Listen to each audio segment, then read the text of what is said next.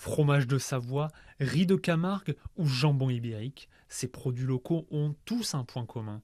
Ils sont menacés par le changement climatique. Les producteurs n'ont pas le choix, il faut trouver des solutions. C'est à l'ombre des chênes que vivent les ports ibériques, une des merveilles culinaires du sud-ouest de l'Espagne.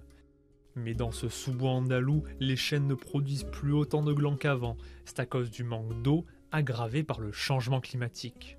La production de jambon ibérique en est directement affectée, car pour garder l'appellation la plus prestigieuse, les porcs doivent être nourris avec des glands.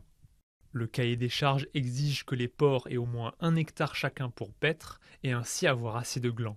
Les éleveurs ont donc décidé d'étendre leurs parcelles. Dans les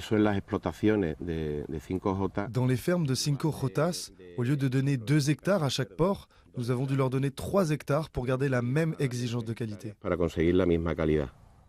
Une autre piste pour continuer à remplir le cahier des charges est de varier les espèces de chênes présents dans les exploitations. Vous voyez les petits là? Ils sont en train de grandir. Nous privilégions les exploitations où il y a 2 ou 3 espèces de chênes, car si l'on n'a pas de bonne production de glands venant du chêne vert, le chêne liège en produira assez. La priorité est de fournir des glands et de l'herbe aux porcs pendant la période d'engraissement d'octobre à janvier, appelée la montanera. C'est cette alimentation traditionnelle qui donne à la viande et à son gras un goût particulier.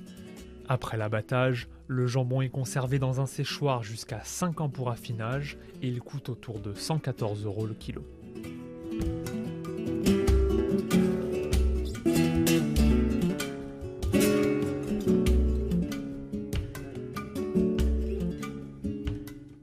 De l'autre côté de la frontière, le problème est le même. Les fromages de Savoie subissent aussi la sécheresse causée par le changement climatique. Ça, c'est l'effet de la sécheresse.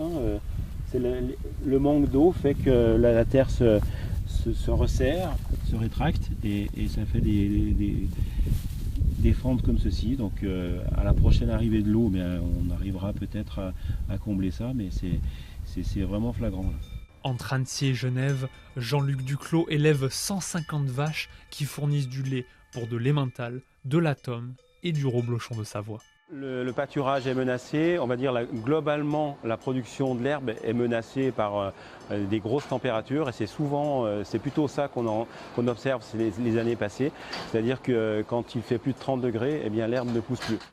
En Espagne, les règles ne bougent pas, mais en France, les critères évoluent.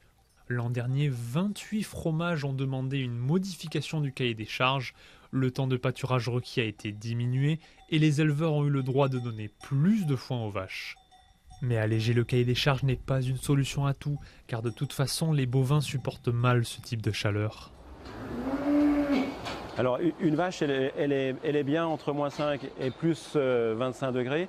Donc en fait, si ça dépasse cette température-là, eh bien elle est en phénomène de stress. Jean-Luc Duclos a remarqué que certaines vaches ont produit 2 à 3 litres de lait en moins par jour. La qualité de ce lait en est aussi affectée, ce qui ralentit la production de fromage. En Camargue, le problème est presque contraire. Il y a trop d'eau de mer.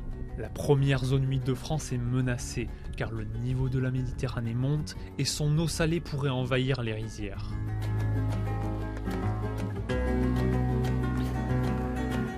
Mais le sel est un excellent désherbant. Et là, la mer est à 37 grammes par litre. Avec 2 grammes par litre, déjà, le riz commence à souffrir.